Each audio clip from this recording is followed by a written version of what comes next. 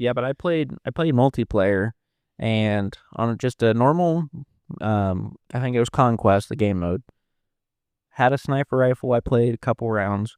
I went up to someone that was laying down with a sniper rifle, point blank, shot him in the head, and it did not kill them. I had to shoot them like 2 or 3 times before it killed them, and I'm like, that's enough for me. That shouldn't be happening.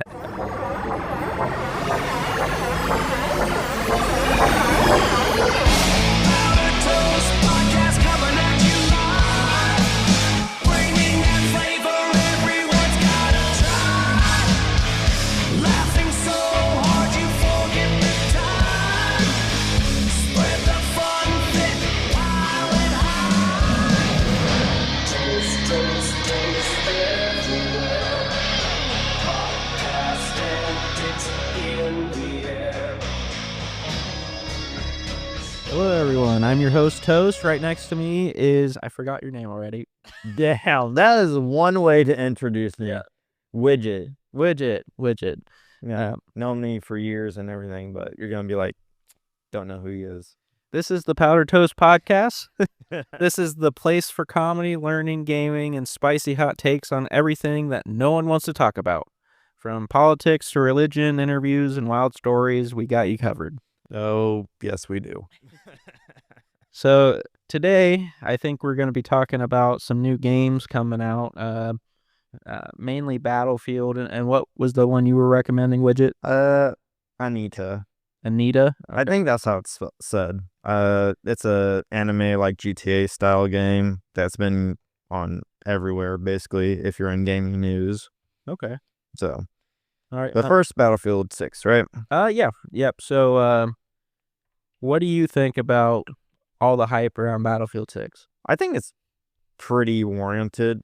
For so long, Battlefield has been a main staple in the shooting game, and after like the World War II one, forgot like Battlefield 5 was it? Yeah, like I feel like people lost trust, especially with EA and everything, but they just brought it back, especially when they released the beta trailer. Yeah. And like multiplayer for people a lot.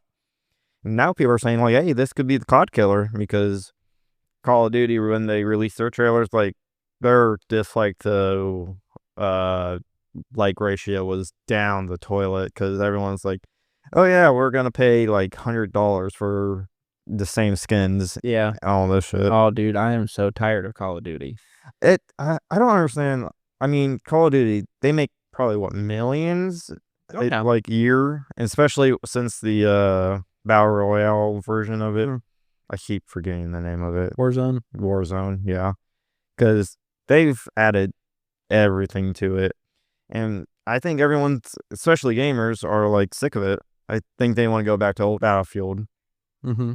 So that's how I feel about it. I don't know. It's weird to put trust in EA, because EA has always been that company that's like microtransactions.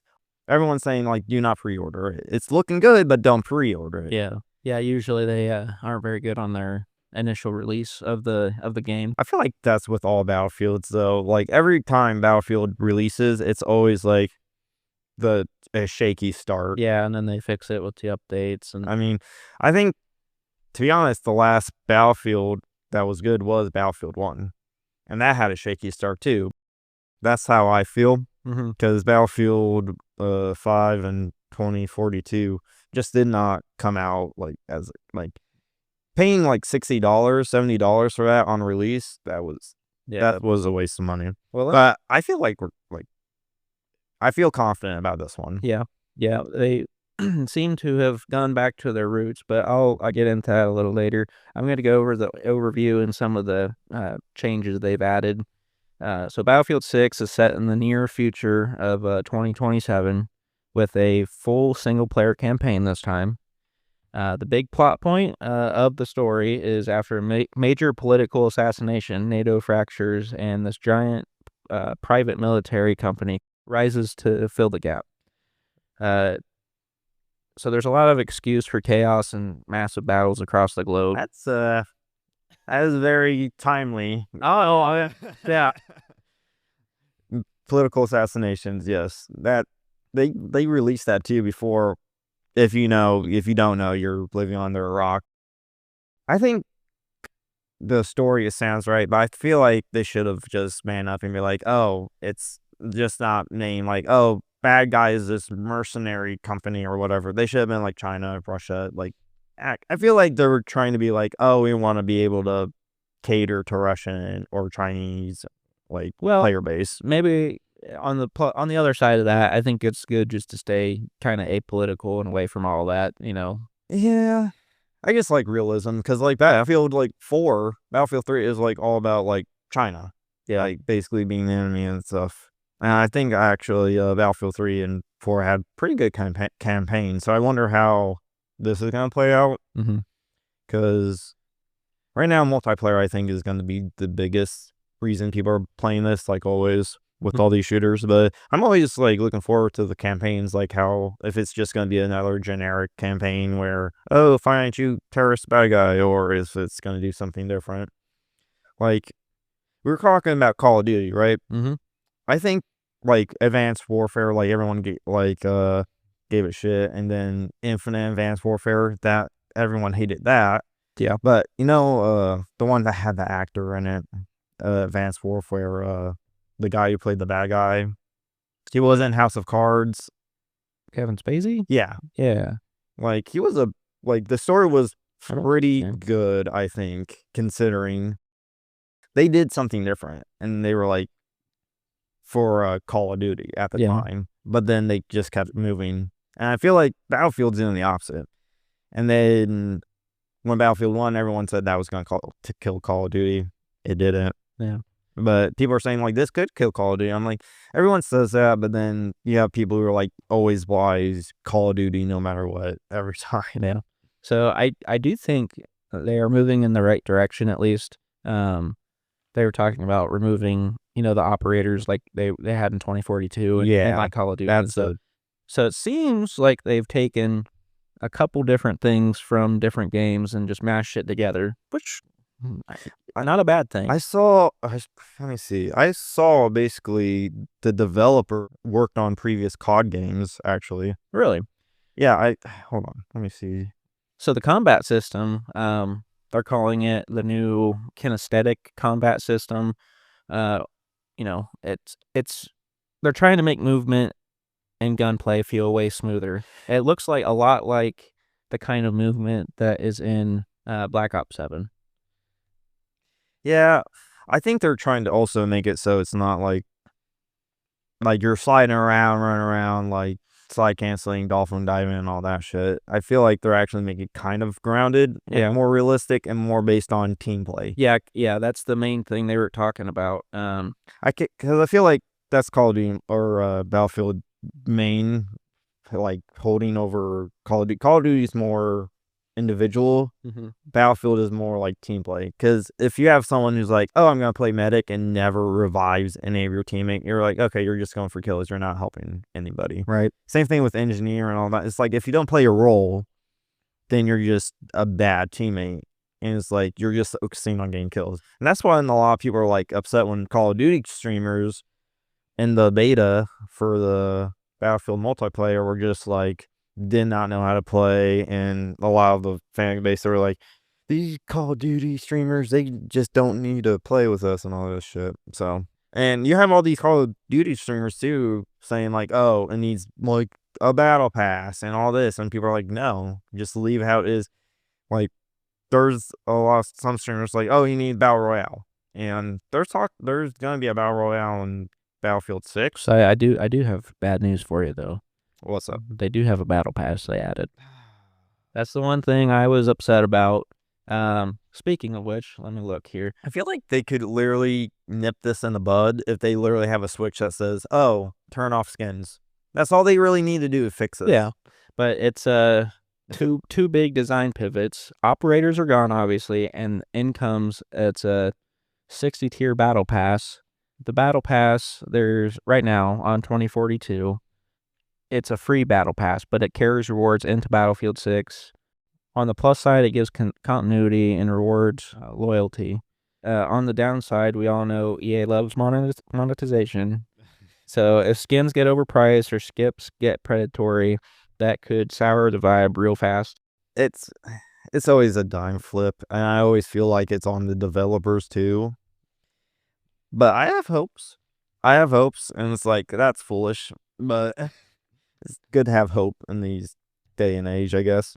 So on the plus side, though, destruction is back in a big way. We're talking environmental chaos that reshapes the map mid-fight, blowing new paths, collapsing cover, changing how fights play out. A lot of people came in and are like, "Oh, this is not a shooter," but Battlefield has always been about the destruction, about vehicle use, and about like being innovative and how you kill. Like you can strap a whole bunch of C4s on a vehicle, ram into a building, and basically level it and killing everyone inside because they're camping it. And that's what Battlefield is. I think. I feel like it's more, like I said, more team based, more warfare based, and everything. Now, I did see a little bit of gameplay with it's a sledgehammer, Yeah, and you can break stuff with it. This dude, within like a minute, collapsed a skyscraper with a sledgehammer. So that might need dialed back if that is really what that does. all right. When I saw that sledgehammer, I was like, "Oh, this reminds me of Rainbow Six Siege." Yeah, yeah. So, but I like I said, I'm very confident in this. Reason why Battlefield 4, Battlefield 3 were so successful and sold so much, guess what? They didn't have microtransaction at all, Yeah. really. And the player base loved it. There's still people playing Battlefield Yeah. 4 and 3 I today. So. I think EA learned a big lesson in Battlefront 2 when that whole thing came out. Yeah. Uh, but anyway, in the another mode that they have in 2042, but in this one it's they're bringing Portal back, but it's also kind of like a Halo Forge mode on steroids. Mhm. Yeah. So you can do full map editing, drop objects, change spawns, tweak weather. You can literally program your own game types, and there's cross-era mashups, which is what we've seen with Portal before, where you could have, for instance, World War II soldiers versus modern infantry on futuristic maps. This is why I don't think like a Battle Royale is really necessary if you have that, because you can make that in the game mode. Right. Like, like I don't understand. It's like not everything needs a Battle Royale.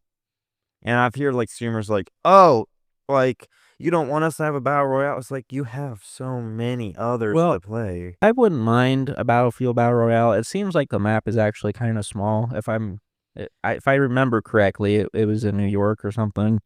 Like that's what people were complaining first in the multiplayer. Like we need bigger maps, and they're like, "Oh, they showed that they have bigger maps, and some are from previous Yeah. Battlefield games, which I'm hyped for." But the general idea I like. I just hope they don't do the same thing Call of Duty did, which is change how their weapons work from multiplayer to Warzone. Yeah, Like, yeah. the damage and stuff, they like the change. Maybe a little dialed back on the shotgun. I saw that in the patch. Like you could just one shot people across. It was funny seeing clips, and literally, I am glad corp launches are still here. I forever want them in every video game. Yeah. Do not do like disappear the corpse. Just launch them. I don't care how unrealistic it is. So I guess here's the hot take. Battlefield 6 has all the pieces to be great. If Portal delivers on its Forge promise, if destruction feels as chaotic as the trailers, and if the class system really brings back squad play, this could be the Battlefield that redeems the franchise. But if it launches a half-baked, buggy, or predatory monetization type of game, we're back to Battlefield 2042 deja vu. It's like I said, temper your expectation, people. Always. Like I said, it's fine to have hope. It's fine to have hope, but don't be. I would hold off on pre-order. Is what I'm saying. Either way, October's going to tell us if Battlefield 6 deserves a spot in the S tier along Bad Company 2 and Bad Company 3. I mean, or Battlefield 3. I mean, we got as the time we're recording this, we got 10 days till release. So yeah, like, hey, we might release this before, and it might turn out we're incredibly wrong or something. But so that kind of brings us to our next segment. We're going to do a Battlefield tier list of all made battlefields. So let me look here. We have a tier list from S all the way down to C, and then below C is trash. So let me look at the list here. So all the battlefields we are going to look through is Battlefield 1942, Battlefield Vietnam, Battlefield 2, Battlefield 2142, Battlefield Bad Company, Battlefield Bad Company 2, Battlefield 3, Battlefield 4, Hardline, Battlefield 1, Battlefield 5, and Battlefield 2042, and the new Battlefield 6. So this is what we have at the moment. So in no particular order, we'll start with Battlefield Vietnam. Have you ever played that? I've heard of it, but I personally never played it. Okay. So from what I've seen, I love Vietnam. I think that was one of the first games to do a Vietnam style game. So you know, and it's Battlefield, I guess. So the main idea of it, I love. So for me, I would stick it in B probably. What year did that one come out? Let me see. Let me see the release date of it, because it always tells when a game like that released. 2004. Yeah, it's an oldie. It is an oldie. What is it? Was it the second one that came out? I think so. I think 1942 was the first one. 1942 is the first one.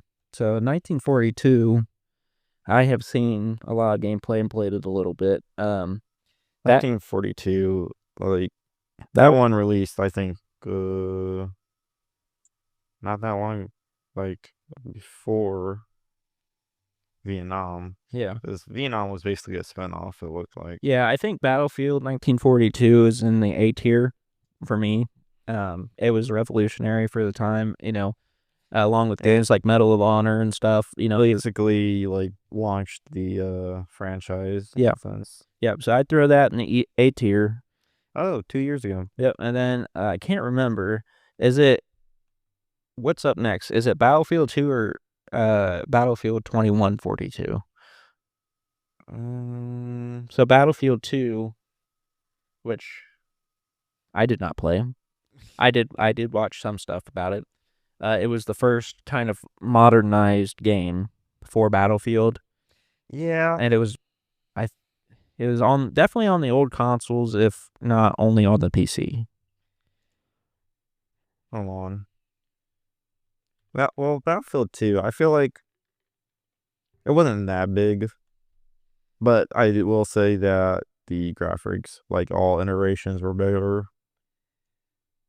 But I wouldn't say, I would probably put it in B along Vietnam. Okay.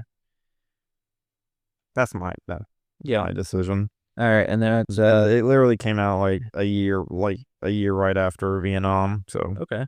And then the next one is Battlefield 2142, which has sort of like a Titanfall vibe, like there were mechs and stuff in it. that just seems like a Titanfall thing, and people took that and went, "Oh yeah, that'd be cool." Counting on the fact I've never heard of it, I'm gonna throw that in a C tier for now. But it is an older game, so I'm sure it was decent. All older games had some decency. They were pretty good. Well, it's because that's before the game industry became like Hollywood, basically. Yeah. So, now we get to the good stuff. So this is what we grew up with, basically. Yeah. So Battlefield Bad Company 1. The campaign for that game was, say what you will, but I loved it. I loved it too. It was amazing. It had actual character at the time, and it did something, I think, pretty different than other shooters, really, that were doing it. I feel that we should come back to a more, like, because it brought comedy to it. Yeah, which I liked. And I'm not saying that it brought seriousness, like situations that were serious, and then they made light and fun of, which I liked. How do you feel about the multiplayer, though? Well, I think multiplayer in that era was still kind of in its infancy a little bit. Oh yeah, I feel like it was still a little clunky, but I think the campaign alone can carry it to at least B. Probably A. Yeah. Not to mention, I think this is one of my all-time favorite stories in The Battlefield series. well, not just that, but like FPS overall. I think like my top 3 stories are Bad Company, Call of Duty Black Ops, Yeah. and then like Modern Warfare. The first one.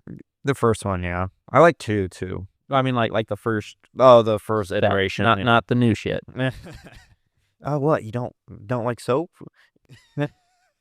Ghost? Bravo 6 going dark. Okay, sorry. So I think we'll throw that Put it A. Yeah, Might put it in S later. we'll throw it in A. And to be honest, people, it's okay to have different opinions. Yeah. If you think our list is shit, say in the comments, okay? Say that we're stupid and we aren't making sense. I'll take it to heart, really. Next up is Battlefield Bad Company 2. The online gameplay and the story were peak. Battlefield, you think? Oh, dude. Best ever online experience. So much so that they're even putting most of their maps in all their current games. Well, yeah. 2042. I think I seriously do not understand, like, little tangent, right, real quick, how old maps are so much better than any new map nowadays. And it is crazy how, like, I don't understand, like, just take what you made before. And I know it's easier said than done, but it's like, look at your past, look at your accomplishments, and try to iterate on that.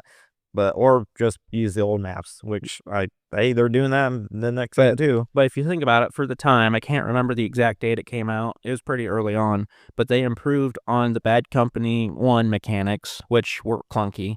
They made them pretty smooth, and then they added amazing multiplayer gameplay while also delivering a phenomenal story. I think this is an S tier game because it did. Yeah, I would agree with that. So, okay, let's see here. Battlefield 3 is up next. Battlefield 3. Everyone loves it. Everyone loves the multiplayer. And, oh yeah, before we go, real quick, Bad Company, though, was the first game to, like, feature physical destruction. Yes, that is true. In a Battlefield game. So I think that might, like, bring back the first Bad Company to S tier to me, maybe. Yeah. They brought basically, like, what we have now today in Battlefield. And then they threw it away in 2042. But yeah, but Battlefield 3. How do you feel about the story, Battlefield 3? It was all right. I just mainly played it for the multiplayer. Multiplayer was definitely different than Bad Company 2. Yeah. But it was fun. It was a very good time, a different experience, definitely, but it was very addicting.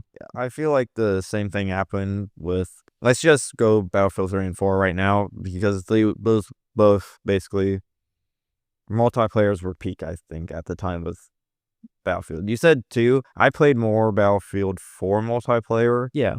So I think those were the time. People are still playing Battlefield 4 and 3 multiplayer. So I think at least 3 A tier. Yeah, and Battlefield 4 to me just seemed like I think Battlefield 4 I don't remember. Did Battlefield 3 have choices? Because Battlefield 4 in the campaign, you had choices. Yeah. Like, well, it was at the end, but you had choices. So I think, well, I mainly played the multiplayer on Battlefield 4. But to me, multiplayer just seemed like a copy-paste of Battlefield 3 a little bit. I mean, they did change some stuff. So, I mean, if you want, you could put them both in A2. Well, the question is, which do you think is better, number 3 or number 4? I've had more experience with 4. I don't have as much experience with 3, but I think 4 is better. That's my opinion, though. I agree. So I'm going to move 4 up to the S tier. Oh, the launch for Battlefield 4 was abysmal. Was it? Yeah. Okay, it goes back down to A tier. Let's see. So here's a crazy one. Battlefield Hardline. Oh. That launch was even more shit. That launch was horrible. I liked the idea. They tried to do something different. Yeah, but the campaign wasn't that good either. like it had potential, but in my opinion, this like it's like I don't think like I feel like that Battlefield Hardlines is more of a DLC more than anything. The Battlefield 4, Yeah. that's what it feels like. So I'm like, that's like C or You like think? trash to me. I would say trash. Like, Like, I like the idea, but the execution was bad. it was horrible. I don't like. I feel like they stopped doing good releases of Battlefields after like for Battlefield 4, and like Yeah. I don't know the release for Battlefield 3 story. I don't know if it was good or bad, but I was alive and playing games on Battlefield 4. All right. When Now, what about Battlefield 1?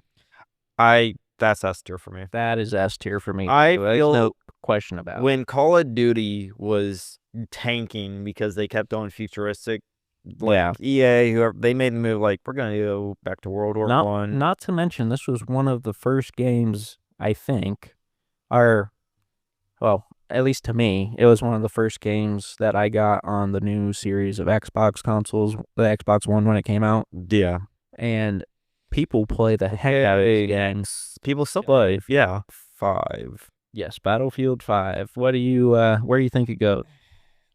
This one had so much potential, which makes it even more tragic on how the multiplayer felt.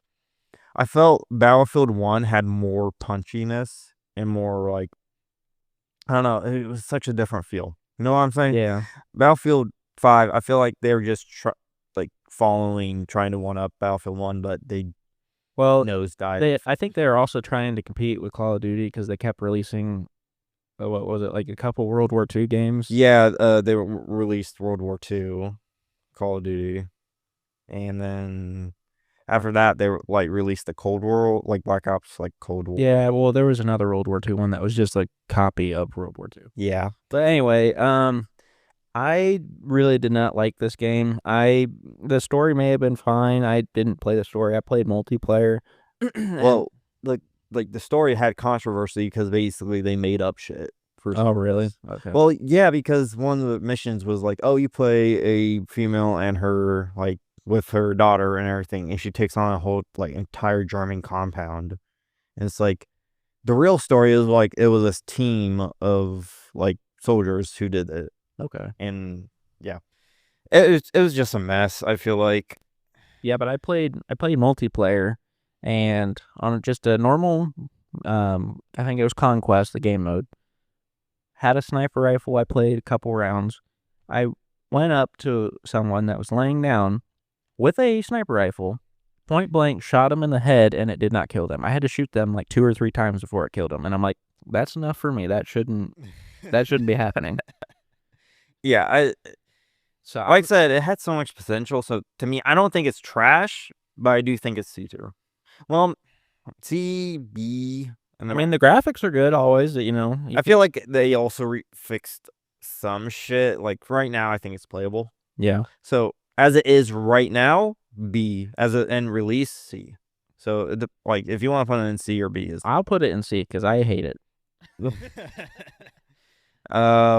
Battlefield 2042. Yep, Battlefield 2042. The awful initial release, but they definitely redeemed themselves, I think, for the most part. I still play this today, and it's a very fun experience. I feel like they just got rid of support like as a team thing. They made it like, oh, you have these different characters who do different things, and they're like basically heroes. The operators, yeah. So I'm like, you took part like what made one of the main things from Battlefield, which was its. Yeah, and again, it's just them following suit with Call of Duty, and Rainbow Six and stuff. And I mean, I felt also they made it work in that game. The destruction, they did not do a good job on. Yeah, the destruction made me mad. But I will say, for the most part, the game is pretty solid now. It's really fun. Yeah, me personally, I'm sorry, I would put it as a C because I feel like Battlefield 5 is better than 2042. Too many numbers. Oh man, I don't know if I agree with that, but I will agree with if you compare everything in the initial release and everything. I think a B is a good solid place for it. Okay, yeah. So that leaves us with Battlefield 6. And this is more of a prediction, folks. Me seeing this now, I do not think it will be S tier. Me seeing it, I think it will be A. Okay. What we've seen so far, this is my prediction. Like I said, when it comes out on October 10th, it might be completely wrong. It might be shit. It might be the worst of the worst. But in my opinion, I think it has a solid A, really. Okay. I think it can be on par with Battlefield 3, 4. Well, they completely redid some things and seem to have listened to their audience to some degree. I am not sure I like the Battle Pass idea because it's way overused and just a way to make money, you know. But on the other hand, I mean, Battlefield 1 did have a Battle Pass also. So, I mean, it could work. Everything can work if you do it right and aren't too greedy about it. Like I said, I have somewhat hope for this. So, like I said, I don't think it's going to be like revolutionary S, blah, blah, blah. I think it's A. I really do think. This is my final prediction. A tier. What do you think? I think the initial release is going to be better than 2042, but worse than some other ones. I know they probably have some things they got to fix. Graphics-wise, it looks pretty good. Gameplay-wise, people say it feels too fast, but I actually just saw a video the other day. They were actually comparing it, and it's the same, if not slightly slower. It's just the way the mechanics are now. It feels faster, which means I think it's just smoother. So I think gameplay overall will be fun. It looks fun. It feels fun. So only time will tell if it's an S tier, but I think I agree with you. It goes in the A tier. So just to recap here, we have trash. In the trash section is Battlefield Hardline. In C, we have Battlefield 2142 and Battlefield 5. And in the B tier, we have Battlefield Vietnam, Battlefield 2, and Battlefield 2042. In the A tier, we have Battlefield 1942, Battlefield 3, Battlefield 4, and Battlefield 6. In the S tier, we have Battlefield Bad Company 2, Battlefield Bad Company 1, and Battlefield 1. And hey, folks, if you disagree with us, let us know in the comments. Let us know. It's like no need to get heated over a video game, but I think this is pretty solid. But let us know your opinion. Yeah, this is just off our personal experience with it. I know a lot of people agree with me that Battlefield 2 or Battlefield Bad Company 2 is the GOAT, or the original Battle. And I know a lot of people still, like me, I personally still have a bad taste of 2042. But I can see why it can be redeemed and everything. But I think everyone can say Hardline was not that good. But like I said, I do have high hopes for Battlefield 6. It looks awesome. I really, really like the creation aspect of it because that's something I love in video games. Like I loved Halo Reach with Halo Forge. Oh, it was amazing. So great. So yeah, that was our tier list. I think we're gonna go on to our next segment here. Next up is the bread bag, everybody. Yep. If you don't know what the bread bag is, it's basically politics. If you have a problem with that, feel free to skip it. I know everyone, it's not for everybody. It's going to be about 30 minutes, but it's just going to be political hot takes. We're not necessarily choosing either side. It's just what we've seen. We're going to try and stay neutral, but we may get out of hand a little bit. Well, that's what people are here for. It's unfiltered. So like I said, if you don't want to hear it, you want to listen to other opinions and other things, go for it. But how we're going to do it. Yep. It'll be coming up right after this break.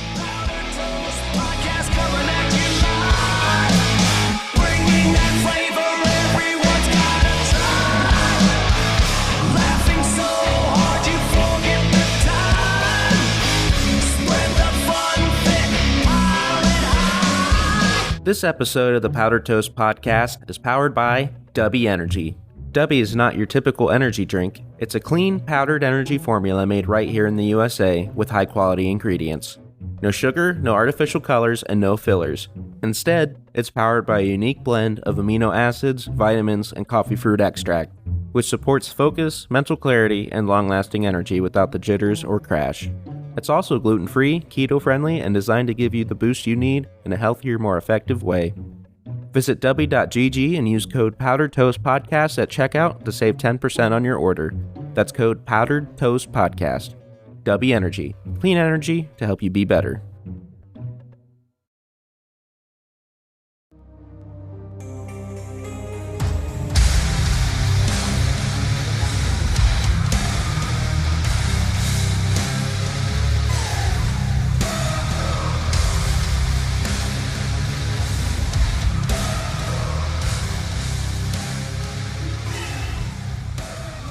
All right, people, this segment is the bread bag. If you don't know, this is all about politics, so skip it if you need to.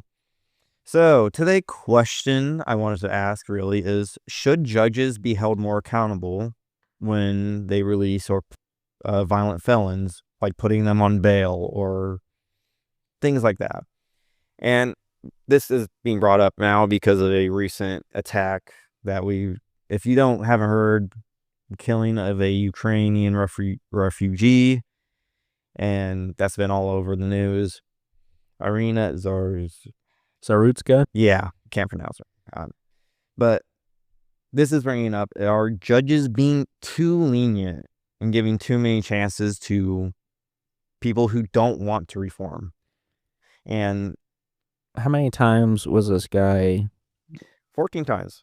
Wow. He has a history going back to, I think it was 2011. So he was jailed 14 times and released every time. Oh, yeah. Let me see. Like, the killing took place at the end of August, and August 22nd, 2025. And for no reason, she sat in front of him and got killed for it. And this guy has had, a lot of people say, mental health issues, a lot of problems with that, and they were claiming that, like, oh, well, that's why it was released a whole bunch. And for me, I think that makes it more sense to keep this person, like, checked and locked up. Not like, if you want to put them in the mental health hospital and, like, keep an eye on him and help him that way, fine. But I think releasing people like this, who've had a history of crime, I feel like they're not repenting. They're not, like, changing. Yeah. They've been in and out of the system all the way. It's like they just keep doing stuff because they know they can get away with it. Yeah, and I feel like if you get too many chances, you're giving this person, like, oh, well, the law doesn't apply to me. Yeah. And I'm asking this because judges, I feel like some of them are too lenient. They give too many chances, and I feel like if you're going to release someone violent, someone who has a history of violence and is a felon on the street on bail, you should put your job on the line for that. You should be held accountable, because if that person goes and kills someone, your license should be looked at. You should be, like, maybe suspended, maybe even revoked if this is a pattern. Because some people, yes, this guy needed help. He needed mental health and all that, but the time's passed, and he's killed someone for it. And people are saying, oh, well, he needs help now. It's like, he's killed someone. He needs to pay for that. And a lot of people said prison needs to be more reformed. I'm saying, well, there also needs to be consequences for your actions. Even if you're, like, mental health isn't just an excuse anymore. It doesn't wash away the crime you did at all. So I ask you, judges should, in general, be held accountable.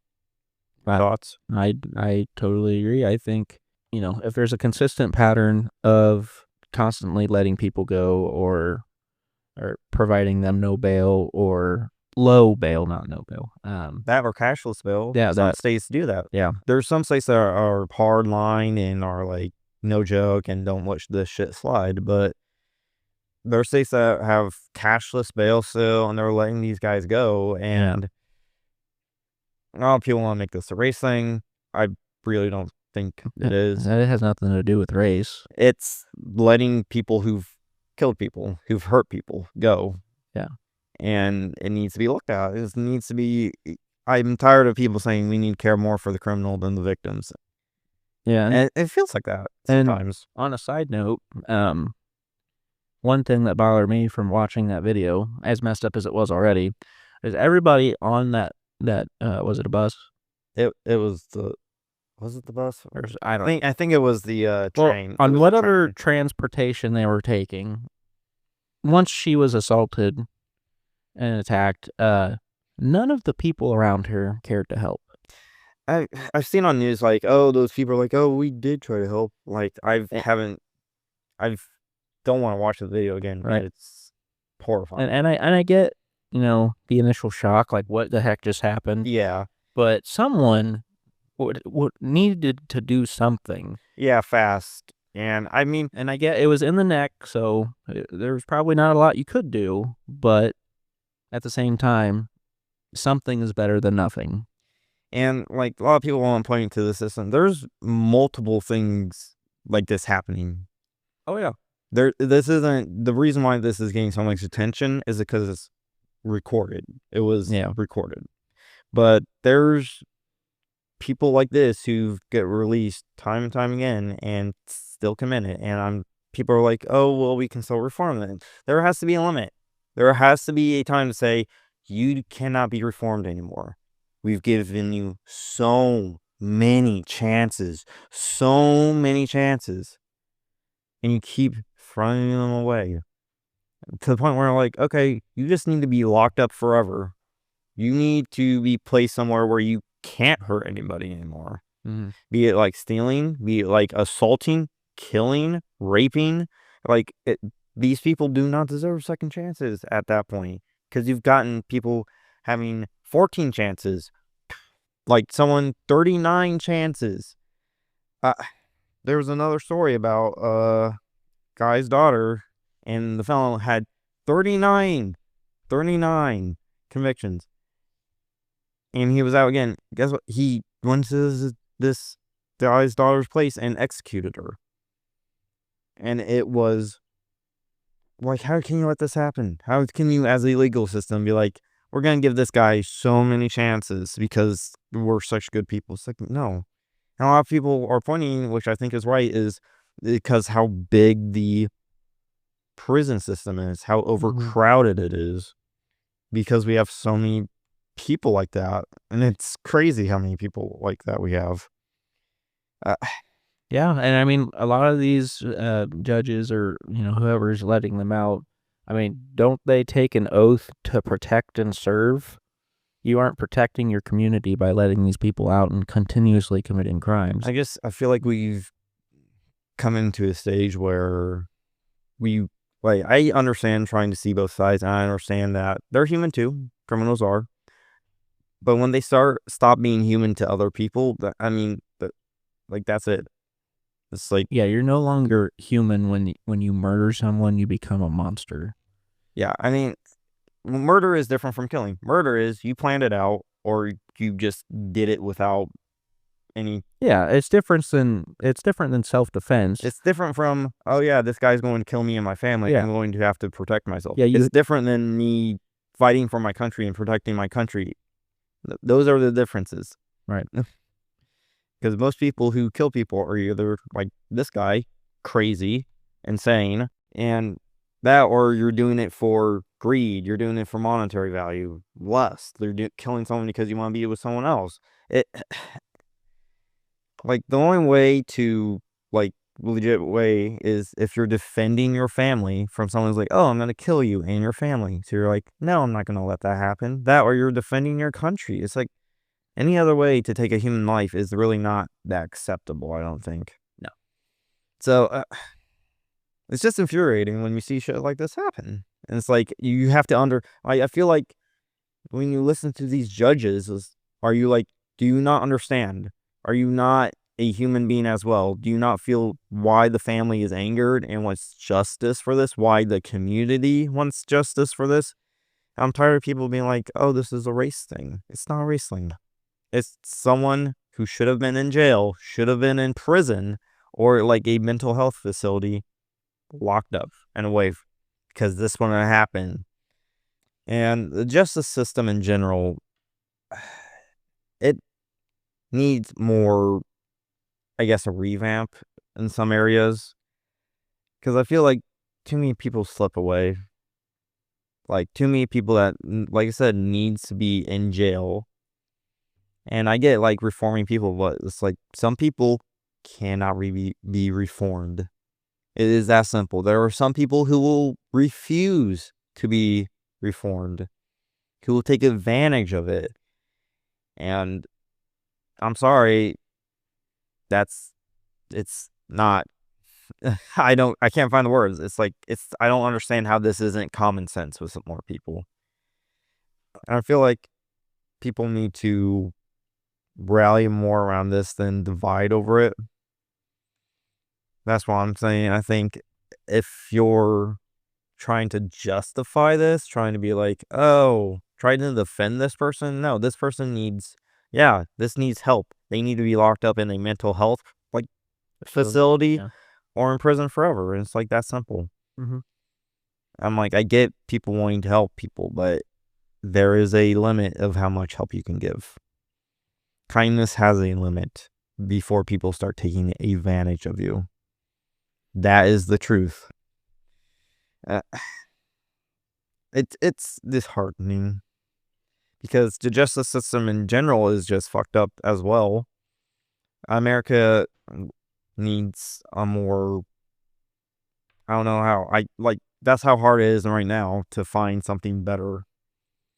Because some judges and some prosecutors and all this are just too lenient on some issues or too...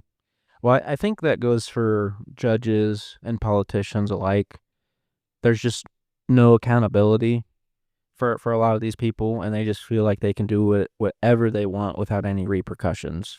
And I something needs to change because, we're starting to get to the point where this country's falling apart and, the criminals are running rampant because no one, it seems, to care. Well, because there's more prisons than colleges in some states. That's crazy. And people need to look at it and be like, okay, reforming people. How about we start with reforming low-level criminals first before going straight to murderers and rapists and people like that? Because you have to realize that you can't start at the top and then work your way down. You gotta start from the bottom and work your way up on some of these issues. Mm-hmm. But, I mean, everybody has to band together to figure out this problem. Make petitions, call your local officials, try to get things solved because this is only going to get worse before it gets better. That's always the case. People, you have to realize this is you can't always defend things like this at all because they're just going to divide people. You have to recognize that this was a horrible thing. This guy needs to be put away. And then we need to fix this. That's how you do it. Because if you're going to it's a black guy and he killed this girl, blah, blah, blah, blah. I was like, really? Like, that's not the point of this. Any closing thoughts? Closing thoughts. Be safe. We're in the time where murder can happen. People can push you in front of train tracks for no reason. People can stab you. People will shoot you. And be safe. Love one another. Well, thanks for joining us on our first ever episode, and we hope you keep listening. Our show will be uploaded, what do you think, every other week? Every week? I don't know. Around that. I think we'll do about 6 episodes a month. They will be uploaded at random times. We'll probably do batches of 3. But in our future episodes, we're going to have some surprises for you. There's a new segment called Asinine Assassins where we actually go in depth. It's more of a true crime topic, but we go in depth about failed assassination attempts, funny assassination attempts, just things that go kind of haywire. We'll bring in historians and weapons experts to talk a little bit about, what was used and what kind of things were going on in that time period. But we'll catch you on the next episode of the Powder Toast Podcast. I'm Widget.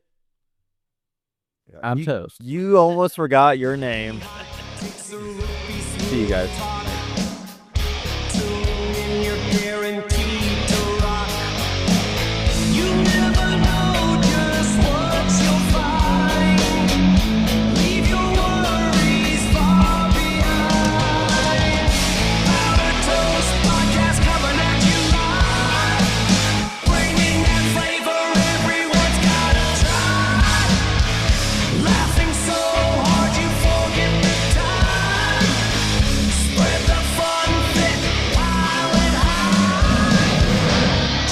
days